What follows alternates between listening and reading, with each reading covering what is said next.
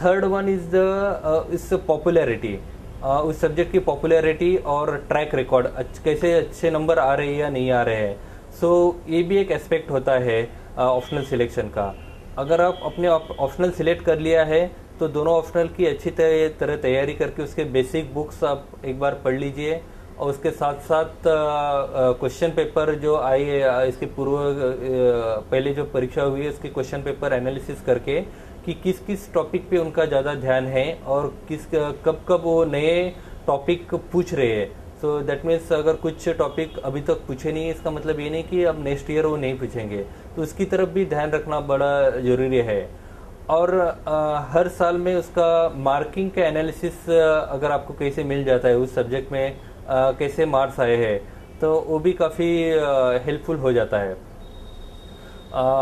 आपके basic reading होने के बाद, क्वेश्चन पेपर हो जाने के बाद थर्ड फेज जो आती है कि आपकी राइटिंग प्रैक्टिस जनरली आप प्रीलिम्स होने के बाद की जाए तो it is always better before mains. If you have some किसी भी पेपर के आप 2-3 पेपर सॉल्व करके किसी एक्सपर्ट से चेक करवा लिए तो आपका खुद का कॉन्फिडेंस बढ़ जाता है और अपने सोचने की क्षमता जो है उस पर्टिकुलर टॉपिक के रिलेटेड वो टेस्ट हो जाती है।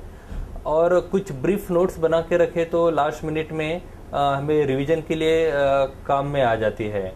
और दूसरी चीज़ है कि कोई भी कोचिंग का मटेरियल जो है वो हमें रटने की ज़रूरत नहीं, उसके बेसिक अंडरस्टैंडिंग हो जाने के बाद आप उसको अपने ढंग से अपनी लैंग्वेज में इसको लिख सकते हैं।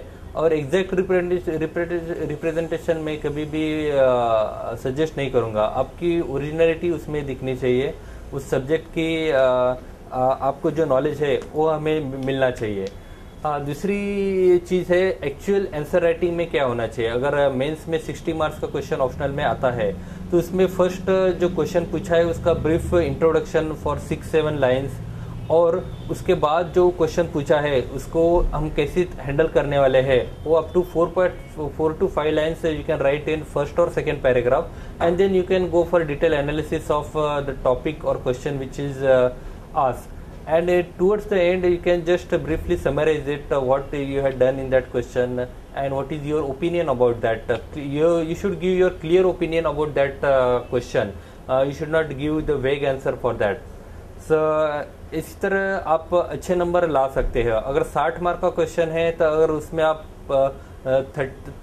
33 से 39 के तरफ अगर मार्क्स आ गए किसी भी 3 या 4 क्वेश्चन में तो आपका स्कोर काफ़ी अच्छा हो जाता है और आपको अच्छी रैंक मिल सकती है। देन इसके बाद जो है जनरल स्टडीज़ में भी अगर टॉपिक वाइज अगर आप एनालिसिस करके रखे हो और टॉपिक वाइज एनालिसिस करने के बाद आप सोच सकते हैं जैसे कि हिस्ट्री के लिए 70 से 90 मार्क्स है, पॉलिटी के लिए 100 मार्क्स है, साइंस के लिए अराउंड 70 मार्क्स है, स्टैटिस्टिक्स के लिए 35 to 40 मार्क्स है। इस तरह आप अगर डिटेल एनालिसिस किए पेपर के तो आपकी प्रिपरेशन काफ़ी इजी हो जाती है। तो इस केस में आप जो इजी टॉपिक लगे, जैसे आपका ऑप्शनल अगर हिस्ट्री और ज्योग्राफी है तो उसकी तैयारी आपकी ऑटोमेटिकली हो रही है। अगर पब्लिक एडमिनिस्ट्रेशन है तो आपके 100 नंबर की तैयारी ऑटोमेटिकली हो रही है। अगर पॉलिटिकल साइंस है अराउंड 100 to 120 मार्क्स की तैयारी, पेपर 2 की जनरल स्टडीज की तैयारी आपकी ऑटोमेटिकली हो रही है।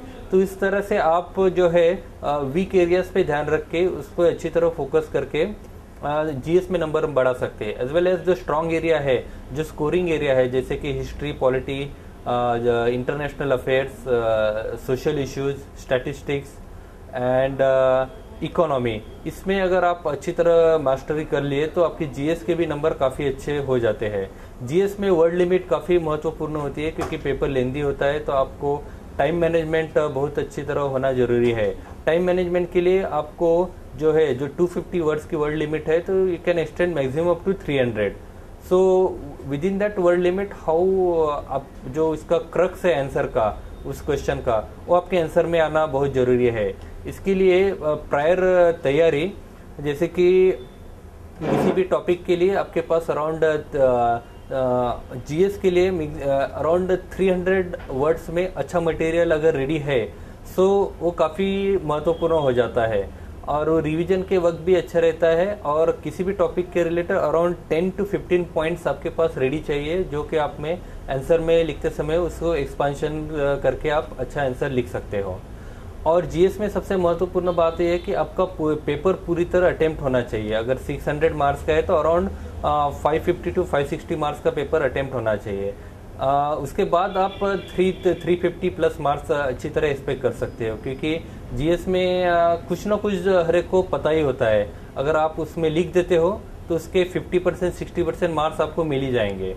देन नेक्स्ट फेज है इंटरव्यू। इंटरव्यू के लिए काफ़ी कुछ गाइडेंस मार्केट में अवेलेबल होता है, लेकिन उसकी ज़्यादा कुछ ज़रूरत नहीं है। अगर आप एक दो मॉक इंटरव्यू देते हैं, खुद का सेल्फ कॉन्फिडेंस बढ़ाते हो, तो दैट इज़ इनफ। तो इंटरव्यू के लिए सबसे बड़ा मंत्र ये है कि आप जैसे भी हो, आप नेचुरली आपको वहाँ पे प्रेजेंट करो। So that is sufficient for getting qualified in interview.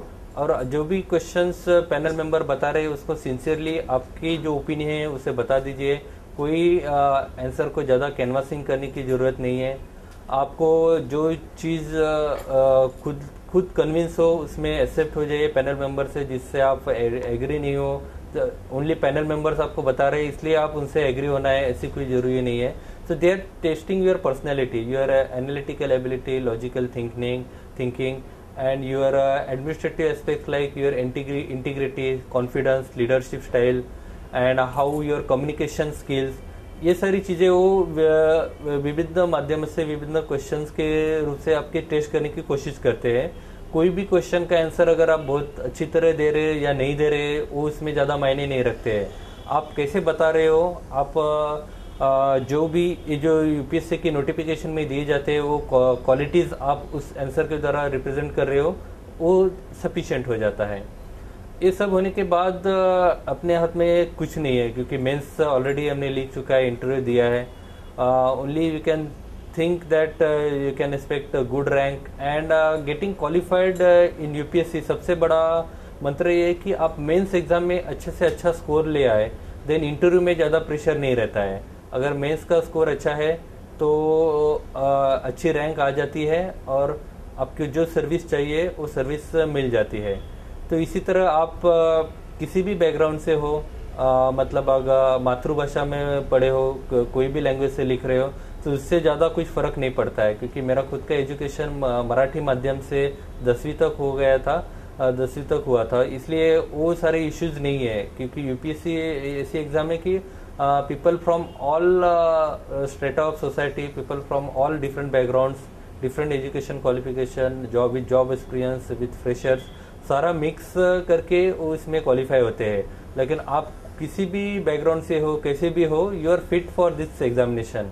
और कोई भी इसमें अगर अच्छी तरह मेहनत करे तो पास हो सकता है, ये मेरा कहना है। तो इसी तरह आप सबको best of luck and you will also be qualified and you are equally qualified, eligible and qualified for this examination.